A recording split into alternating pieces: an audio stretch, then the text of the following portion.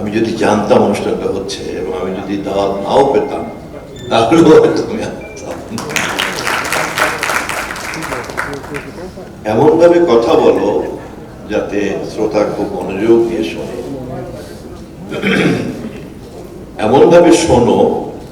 যাতে বক্তা তার পুরো কথাটা তোমাকে বোঝানোর জন্য আন্তরিক হয়,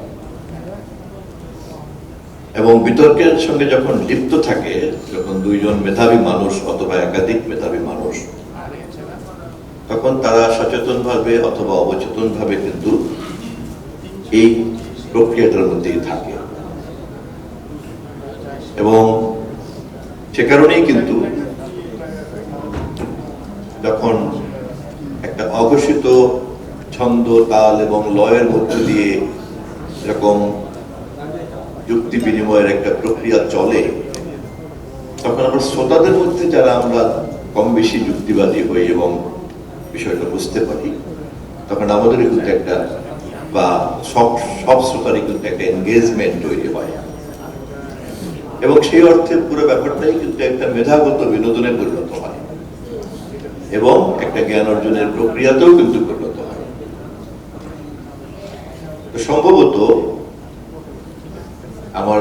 সামান্য জ্ঞানে আমি যতটুকু দেখেছি, আমরা যে সমস্ত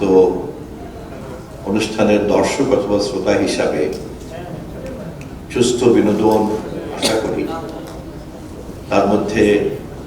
যত না বেশি বিনোদন থাকে, কতটা জ্ঞান থাকে সেটা একটা প্রশ্ন। অবশ্যই সুস্থ বিনোদন তো একটা যে কোনো সুস্থ চিন্তা প্রক্রিয়ার জন্য একটা বিরাট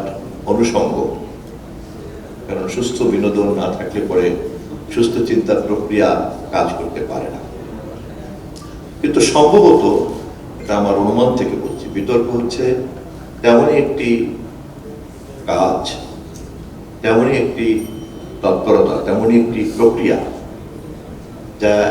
একই সঙ্গে যেমন বিনোদন দেয়, একই সঙ্গে একটা সৃষ্টিশীল মানুষের সৃষ্টিশীলতাকে প্রতি মুহূর্তে উস্কানি দিতে থাকে এবং এর মধ্যে একটা আনন্দ সে অনুভব করে। বলে এই ধরনের একটা কাজকে আনুষ্ঠানিকতার মাধ্যমে কিভাবে আমাদের শিক্ষা এবং অন্যান্য যে সমস্ত প্রক্রিয়াগুলি আছে, স্বীকৃতির সাথে আছে, সেরকম একটা পর্যায়ে এটাকে আনা যায় কিভাবে, আমি সরকারের একজন মন্ত্রী হিসাবে আজকের এই অনুষ্ঠান থেকে আমি অত্যন্ত আন্তরিকতার সঙ্গে